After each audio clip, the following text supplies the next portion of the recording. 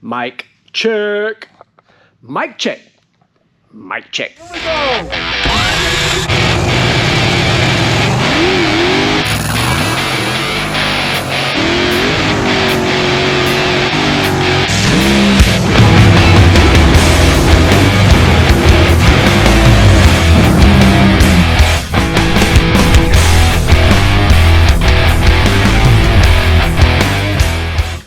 Hey folks, coming to you from the shop with BabyD. So I got to tell the truth.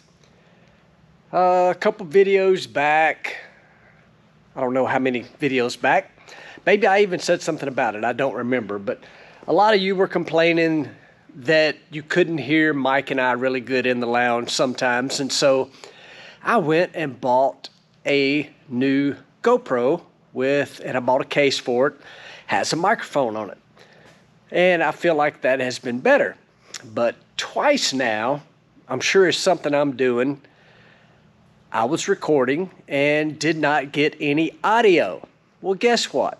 I get home from St. Louis. It's been a busy few weeks. That's why y'all hadn't seen anything on BabyD. I record some content yesterday. I don't want to say a lot of work, but a lot of tedious work. Pretty excited to be able to put out a video on BabyD.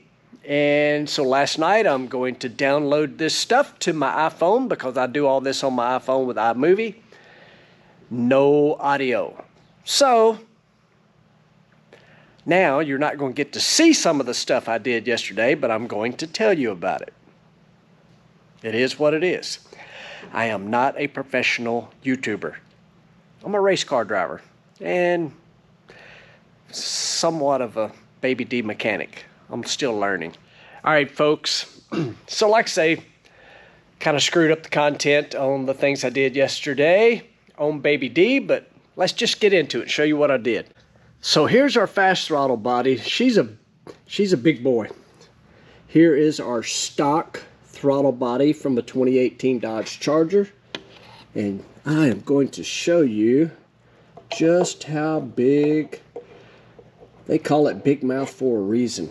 It swallows this thing. So the Charger had a fly-by-wire, and I did not want fly-by-wire on our BabyD project, our HEMI Dakota. So this fast big mouth throttle body does not have that. It will have a cable. Come with a bracket, the cable will hook, wrap around, whoop, whop, pull her wide open.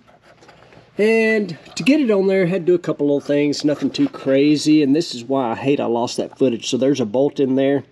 It's got a flange on the head of it. I had to grind that down a little bit. And that was really all there was to it. Fit right on.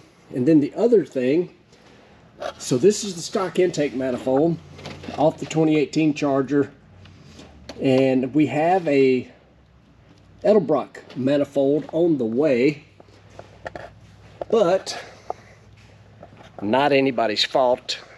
It's just one of those things in the world that we're in right now. We're waiting on material. But anyway, so I wanted to get some more done, get things a little closer, and so I went ahead and bolted the stock intake on. I think these are actually pretty good manifolds anyway. So with all that being said, the other thing that now you can't really see it, that I spent a little bit of time on, is back here there are heater hoses that go right behind the manifold. They just literally go right there, because here is one of the water tubes, and then there's another one over there. So I went and found a Gates heater hose. You can see there, it's still got the tag on it, and it had the bends in it that I needed. I had to get a couple of those to make it where we have a working heater on this thing. So that's a quick wrap up on what was a lot of content yesterday that had no audio. Anyway, so today I'm gonna answer a few questions, and I ran to Parts Plus grabbed a radiator out of a 2018 Charger, and we're going to see if it will work in here. I hope it does. Let's take a look at these radiators, see if we can make one of them work. So this is the radiator out of BabyD right here, and you can see one radiator hose goes there, one goes there. Here is a radiator for a 2018 Dodge Charger. Radiator hose there, one up there. So that's all simple enough, but what I need to work, and I can already see some little bit of difference. Got a mounting hole up there, we don't have one there. And honestly, I'm going to say the Dakota radiator is actually a little thicker. Maybe we need to figure out how to make that work. But as you can see, looks like BabyD had a fairly new radiator in it. And it's interesting that I actually got contacted through social media from the people that own BabyD. And so I was able to ask a few questions, and they were able to identify it actually was indeed the same truck. They told me that the truck had a scrape mark. It got backed out of a driveway and I think into a mailbox, and you can see these scratches right here. And that told me that this is indeed the same truck. So I was able to find out that they were having an overheating issue, and you can see here lots of rusty, nasty water. So I'm pretty sure that the V6 that was in here probably had a blown head gasket, something along those lines. And that was probably the demise of the V6. And at the end of the day, how I ended up with BabyD. So I'm gonna try to get a radiator in here, see what we can figure out, see if we can make this work. Okay, set the Charger radiator down in here, and the mounting little pegs at the bottom of it really do not match up. So I am now questioning, do I do the Dakota radiator? A couple of reasons that I don't really know if I want to wrestle with this Charger radiator, because it doesn't really fit. The mounts are too wide, and also where it would attach to the radiator support will not work without modifying anything. You can make anything work. So let me grab the Dakota radiator. So I am planning on putting AC back into this truck, and this just fits nicely right down in there because it's made for it. And also the air condenser will fit right back in there. So the problem I see with doing this is the bottom radiator hose. The bottom radiator hose comes out on that side, top radiator hose on this side. I wonder if I could just flip that to where the bottom radiator hose. Maybe. Anyway, while I'm thinking about that, I told you I was going to answer a few questions, and so I grabbed some off of some of the last few videos we did, and while I'm thinking radiator hoses, Chris Fletcher asked, "Hey Clay, I gotta ask, what is that thing that's beeping all the time on Mike's desk? By the way, this stuff is awesome. Keep up the great work." Well, thanks, Chris. Appreciate it. Glad you're watching. What's always beeping? I don't know how old you are, Chris, but I'm old enough to remember the days of the pager, long before the cell phone was around. If you needed your buddy to give you a call, you would just send that number to the pager, it would beep, and you'd go call your buddy or your wife or girlfriend, whatever the case may be. Well, what that is that you hear beeping all the time, that is weather information. So top fuel cars or nitro cars, actually all cars, but especially nitro cars, are so weather dependent that a change in density, altitude, those sort of things, an ever slight weather change can affect the tune-up. So Mike has a pager that he keeps with him so that we're in the staging lanes. If the weather makes a move, it alerts him, and I think it goes off, I don't know, every 5 minutes, maybe it's every 2 minutes, but I know in the videos it seems like it's going off constantly. But that information is sent from a weather station that we mount on a pole above the trailer. If you're ever at an NHRA race, you'll see poles on top of everybody's trailer with a little box on it, and what it's doing is gathering weather information. And so Mike gets a page, it beeps, and he might make a determination that he needs to change the supercharger overdrive. So they would change the upper and lower pulley, and that's what you hear beeping all the time. So Chris, appreciate you watching, and I'm gonna keep ciphering on radiator hoses here. Okay, so been a little while since I turned this back on. I'm just going to tell the truth. I have called in an expert. I went ahead and contacted my buddy Justin at Be Cool because I just cannot quite figure out how this really needs to work. Don't know if you can flow the water backwards through the radiator. We've got both radiator hoses on one side, outlets, inlets, outlets on one side. The radiator's got them on opposite sides. The 2018 radiator, I don't know how I'd put a radiator cap on. Long story short, if you can't figure it out, call somebody who can, and that's what I did. And while I got you, I might as well answer another question. Let me find something. Eric Steinhagen. I'm guessing too much head gasket, or would that be clutch? And I am quite sure that came from the video where me and Langdon were pedaling first round. I think that was Charlotte. So we basically determined, and this is Mike, not me, determined that we had 1.5 degrees too much timing. Think about what I just said there. 1.5 degrees too much timing, which makes the motor a little too spicy, a little too saucy, and that is just how close to the edge that the top fuel cars are. Nitro cars are violet. They're on the edge of a razor blade, and 1.5 degrees of timing, both first round and second round, because we spun the tires in both of those. And if you think about it, go back and watch that video, Pedal Fest, I think is what it was titled.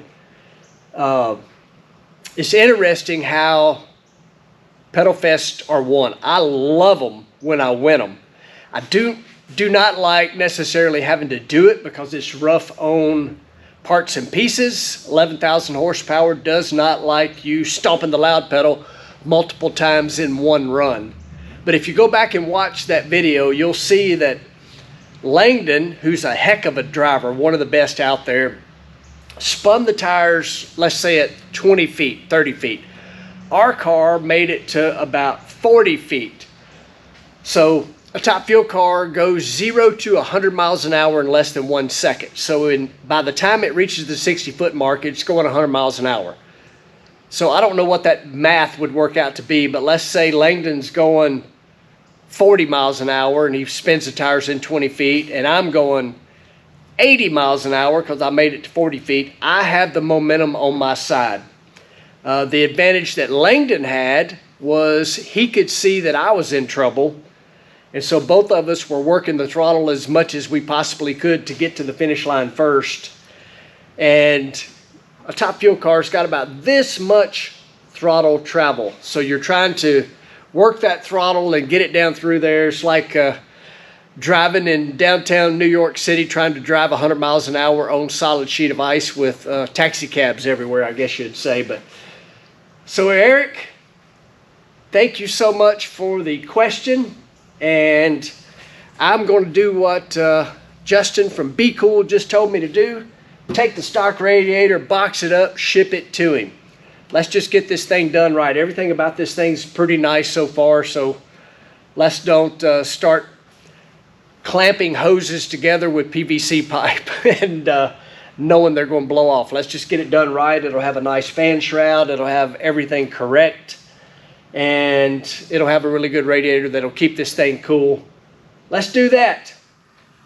So yesterday, when the audio didn't work, had a box come in from our boys at Holly. And we got a new fuel pump for BabyD, 450 liters per hour. I'm gonna get to learn a little bit more as this continues. This is a super nice billet top. Ordered some hoses and fittings, and we'll get the tank dropped out of this thing. I am continually overdoing it on this truck. I can't help myself, but it's going to be a really cool truck. So might as well answer another question. Why not? Thank you, Holly, for that. Let's see. Angela T. Is it common to change a sponsor in the middle of the season? I noticed all the Walmart stuff is gone. I'm a new fan of the channel, so I'm learning. So Angela, it is very common. Let's cover a couple different things. One, let's just talk about the Parts Plus car and our team. So yes, we had Walmart on the car, and we're still working with Walmart, but it is very common for sponsors to change. So let's think about the Denso 4-Wide Nationals in Las Vegas. So at that race, because we are sponsored and work with Denso, if you go back and look, our car is the Denso Parts Plus car. So we just simply moved some logos around, and it was the Denso Top Fuel car at the Denso Nationals. And if you look into NASCAR, you'll see sponsor changes essentially every week. The cost of NASCAR thing, you know, I think has made it to where those guys have multiple partners. I think there's only one team left that has a sponsor that lasts all year, and that's FedEx and Denny Hamlin. But if you look at all the rest of the cars, they change sponsors, maybe not weekly, but pretty routinely.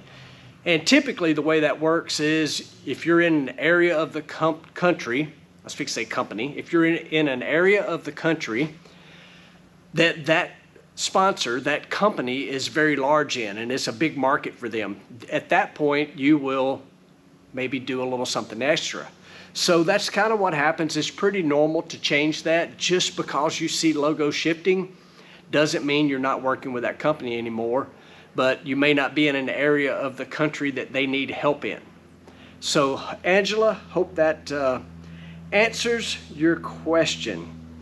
All right, one more from David Allen. Look forward to your videos every week. At one time back in the 90s, I was a big fan of NHRA racing. Nothing finer of the smell of nitro and bacon in the morning as you walk through the pits. Rarely missed a Sonoma race. Question about scrubbing the tires following the burnout. I see your team does not usually rub the beaded rubber from the slicks as you work your way to the starting line as other teams do. What is the thought here? Well, truth is, we feel like it is not necessary. Occasionally you will see someone on our team, you know, clean something off the tire, and that's just if they, you know, it picks something up out of the ordinary. So if you go to the starting line, you will typically come back and you will have rubber all over yourself. We call those Goodyear freckles. Those Goodyear freckles are all in the air, and if you wipe the tire off, it's still in the air, still coming down. We feel like it's kind of a monkey see, monkey do situations. We're not the only team that doesn't rub the rubber off the tires, but unless the team sees something, we don't do it. Doesn't seem to really make a big difference. I mean, if you look at nowhere near 11,000 horsepower, but if you look at, you know, let's say some of the best bracket racers in the world, those cars literally are having a pair of cars go down the racetrack while another pair of cars is doing a burnout. They're not wiping their tires off, and they run very consistent. Pro Mod typically don't. Now granted, they're not an open wheel car where the rubber can fall on it, but we just don't find that it makes any difference, to be honest with you. But David, thank you for watching. I appreciate you being here, that's for sure. I think I kind of have covered a lot today for having not really got a whole lot done. Spent a lot of time working on the radiator, showed you our new fuel pump from Holly, showed you our big mouth throttle body and intake mounted, tried to show you where we worked on the heater hoses, but anyway, folks, appreciate the comments, likes, subscribes, tell your buddies about it, tell your friends. Channel's growing nice and steady and it's very much appreciated. Guys, thank you so much for watching. Leave those comments, questions, and I'll try my best to get to them when I can. I do read them all. I do promise you that. Thank you, guys. See you soon with more from BabyD.